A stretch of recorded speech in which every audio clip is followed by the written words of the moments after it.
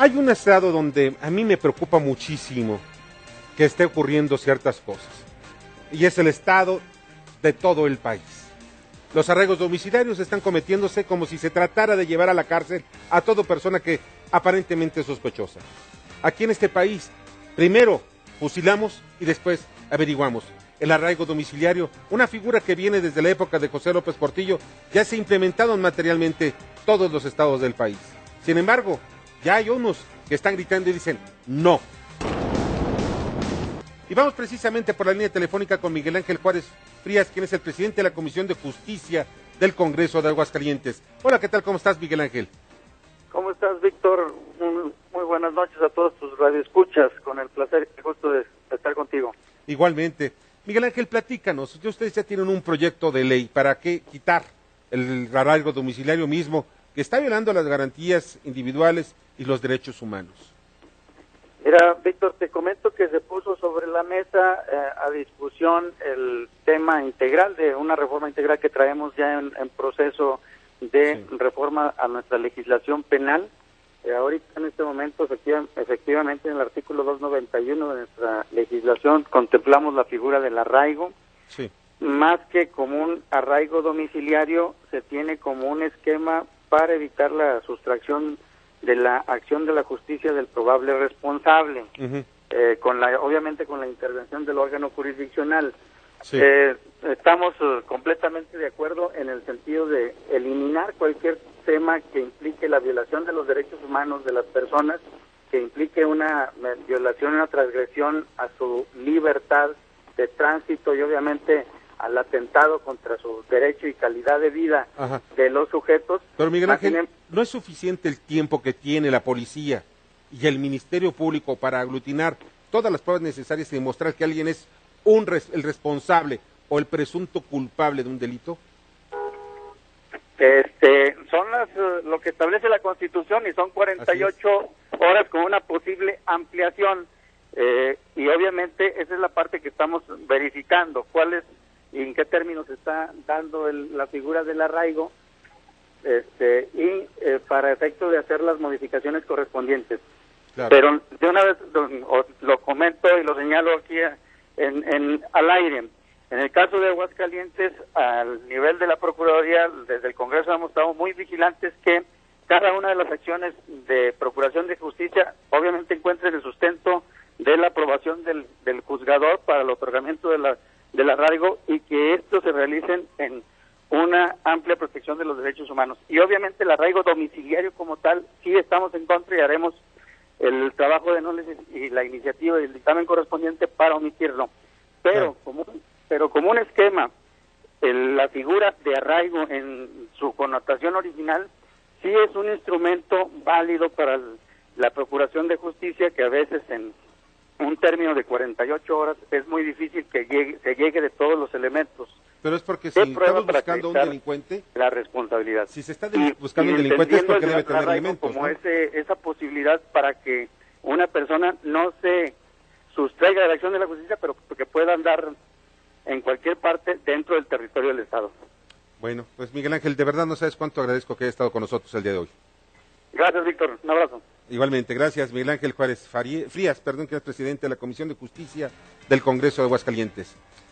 Vamos un poco más de información. Nos vamos a Guanajuato, donde la construcción del nuevo edificio del Congreso Local de Guanajuato costará 600 millones de pesos, calculó Jorge Ignacio Luna Becerra, director de administración de la legislatura, aunque aclaró que esta no es una cifra definida ni definitiva. De esta cantidad, la estructura metálica para la construcción del Salón del Pleno del Congreso, es decir, donde sesionan los 36 diputados, costará 80 millones de pesos. El lunes pasado se hizo la licitación pública y muchos guanajuatenses consideran un despilfarro de los legisladores crear una sede cuando tiene otra donde sesionan cotidianamente. Esta es la información en Guanajuato.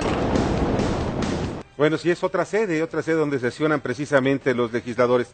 Bueno, pues vamos ahora hasta el estado de Chiapas, en donde sí se está corrigiendo el asunto de los arraigos domiciliarios.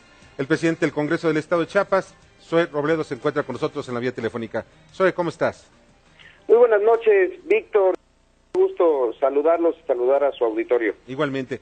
Pues platícanos, ¿por qué ustedes sí ya rompieron con esto de que primero pues fusilamos y después averiguamos, en lugar de que fuera al revés, ¿no? Por supuesto, en este caso, esta idea que a nosotros nos inspiró, que es investigar para detener y no detener para investigar. Permíteme, Víctor, ampliarte un poco. Esta erradicación del arraigo a nivel constitucional, nosotros lo hicimos en nuestra Constitución, en el artículo 4, en el que se prohíbe arraigar a cualquier ciudadano en Chiapas para delitos del fuero común. Se inscribe en una atención a nuestro deber con la justicia y en la construcción de una red de protección de derechos humanos que me parece que es la más importante de nuestra historia aquí en Chiapas. No solamente es esta acción, también tenemos disposiciones constitucionales contra la discriminación, políticas públicas de protección al migrante, legislación contra la trata de personas, en fin, se inscribe en un amplio andamiaje legislativo de protección que está en nuestra Constitución siglo XXI. Y ahora llegamos a este punto del fin del arraigo. ¿Por qué lo decidimos erradicar? Bueno, fue una iniciativa del gobernador Sabines, una iniciativa que se votó en el Congreso, que fue a los municipios y también fue aprobada. Quiero señalar que la votación para modificar este artículo 4 de la Constitución se dio por unanimidad, es decir, las 7 expresiones, las 7 fuerzas políticas que conviven en el Poder Legislativo de Chiapas votaron de forma unánime, y lo hicieron así porque creo que era ya muy claro y muy obvio que el tiempo había convertido al arraigo, a esta práctica de detener primero y luego investigar, en una figura que violentaba los derechos humanos, que de alguna forma también generaba incentivos para la intimidación, incentivos incluso, ya hay que decirlo muy claro, para la tortura. Ahora nosotros hicimos también oídos e hicimos eco a muchas de las posiciones que organismos internacionales nos estaban haciendo a todo el sistema judicial mexicano, que calificaban al arraigo como una práctica arbitraria. Claro, ese es el asunto, ¿no? Porque en un país civilizado, primero se te demuestra que alguien es inocente, y aquí en este país todo mundo es culpable hasta que no demuestre que es inocente, que es algo totalmente aberrante, ¿no crees? Así es, sin duda, porque vamos, en una situación como la que vivimos en Chiapas, de normalidad democrática, la figura del arraigo pues trastocaba estas reglas del proceso penal, principalmente porque violaba los derechos humanos. Como te decía, creaba estos incentivos, pero además de eso, empezaba a inhibir en nuestro estado el desarrollo de capacidades de investigación del Ministerio Público, porque compensaba una deficiente averiguación, es decir, se procuraba que durante la detención de una persona presunta culpable, pues se tuviera tiempo ahí para construir averiguaciones que en muchos casos eran improcedentes. O inventadas incluso también. O inventadas directamente, claro. Déjame darte un ejemplo. Sí. El día que se promulgó la reforma constitucional para prohibir el arraigo, hubo un evento muy simbólico encabezado por el gobernador del estado y en el que acudimos los 3 poderes también, para cerrar la finca Pitiquitos.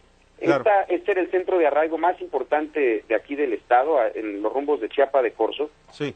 Y ahí el gobernador Sabines dio un dato que me parece alarmante y que es una de las razones por las que cerramos, por la que se eliminó esta aberrante figura. Así es. En Pitiquitos estuvieron cerca de 1.500 personas arraigadas. Oye, de esas 1.500 personas, solo el 12% se les encontró culpable en un proceso penal posterior. Ahí está la clave de todo, ¿no crees, hoy? Ahí está la clave. Oye, pues ya nos vamos, porque ya sabes que la computadora aquí es tajante. Y te agradezco infinitamente que hayas estado con nosotros. Muchas gracias y reiteramos el saludo de Chiapas, desde donde estamos respetando los derechos humanos y generando iniciativas que esperamos hagan eco en otros lugares del país. Así debe ser. Soy Robledo, muchísimas gracias, quien es el presidente del Congreso del Estado de Chiapas. Y ya nos vamos, les agradezco muchísimo que hayan estado con nosotros. Y ya saben, todas las regiones del país forman parte de la República. Los espero la próxima semana en Estado por Estado.